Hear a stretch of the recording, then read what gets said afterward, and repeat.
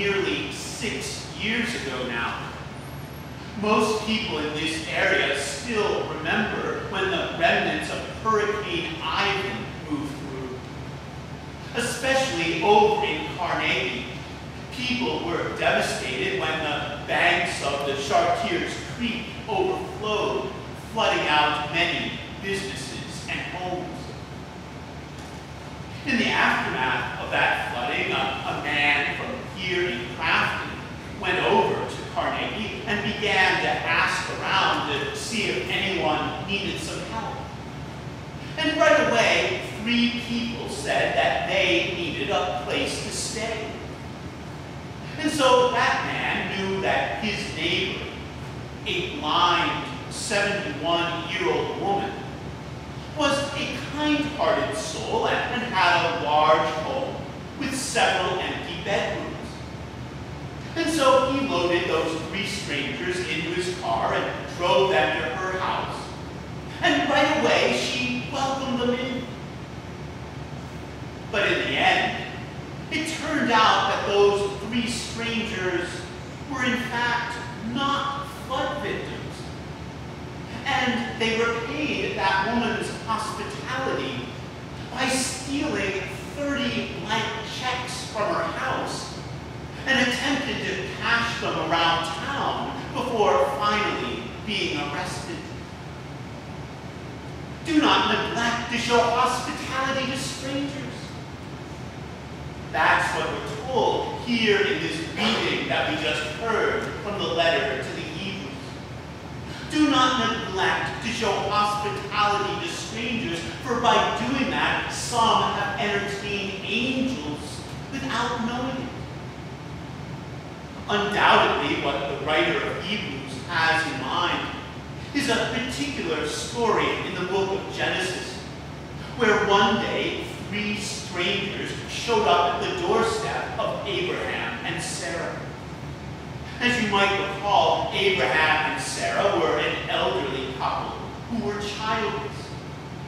But after they welcomed those strangers into their home and showed them hospitality, those strangers announced to Abraham and Sarah that very soon they would have a son. And it was only after those strangers had left that it dawned on Abraham and Sarah that those strangers were angels, that they were messengers that had been sent by God. But from experience, we know all too well that not every stranger we meet is going to be an angel in disguise.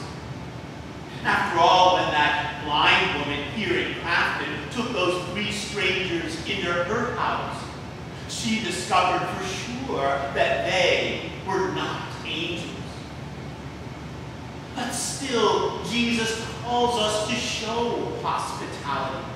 Jesus calls us to show love to those who are strangers. For instance, in the Gospel of Matthew, in the passage that is often referred to as the parable of the sheep and the goats, Jesus says that on that final day, when we stand before God, we are going to be judged not based on how we loved our family, not based on how we love our friends, but based on how we loved strangers.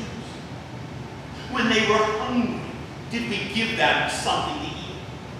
When they were thirsty, did we give them something to drink? When they were sick, did we go to visit them? The reality, of course, is that for most of us, caring for strangers is not something that comes naturally. Whether we like to admit it or not, we often find it much easier and more comfortable to care for people who are more like us. In an experiment up in Canada recently, they put out a bunch of pictures on a table and asked people to point to the picture of who they thought looked the friendliest. But before that experiment took place, the people conducting the study, using computers, had altered the photographs on the table, so that they ended up, in many respects, resembling the people who were taking part in the study. And so when the people then were asked to point to the picture of who they thought looked the friendliest, invariably each person pointed to the picture that looked most like them. Or in another experiment, they found somewhat similar results.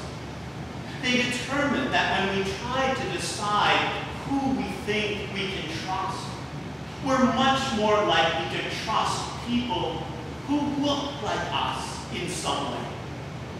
In other words, when it comes time to decide who to trust, who to be friends with, who to care about, strangers, people who are different from us in some way, usually do not make it to the top of the list. Rather, when it comes time to decide who to trust, who to be friends with, who to care about, we tend to look for people who are pretty much just like us. In fact, many of the leading church growth gurus say that if you want to increase the size of your congregation, then forget about welcoming strangers. Because when you get right down to it, they say, trying to get people to be welcoming to people who are different from them in some way just doesn't sell. Deep down inside, most people don't want to do that. And so if your church advertises that you're not going to force them to do that, that's how you can get your church to grow, the experts say. For instance, that's what Rick Warren says. He's the California megachurch pastor who wrote the best-selling books, The Purpose-Driven Life and The Purpose-Driven Church. Listen to what he says in The Purpose-Driven Church. Whatever type of people you already have in your congregation is the same type you are most likely to attract more of.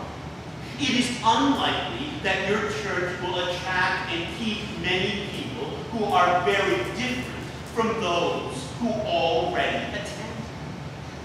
And in his book, he proceeds to explain why, if churches want to grow, they should just forget about welcoming strangers and instead focus on looking for people who are pretty much just like those who are already in the church.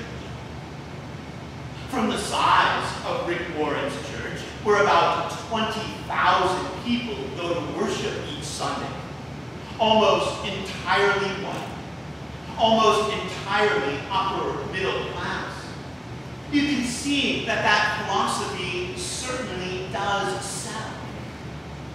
But is that the kind of church that Jesus wants us to be? Do not neglect to show hospitality to strangers, for by doing that, some have entertained angels without knowing it. You see, not only does Jesus want us to expand our comfort zone so that we can be of service to strangers and become a blessing to them, but Jesus also wants us to expand our comfort zone so that we can discover ways that strangers may just be waiting to be a blessing to us.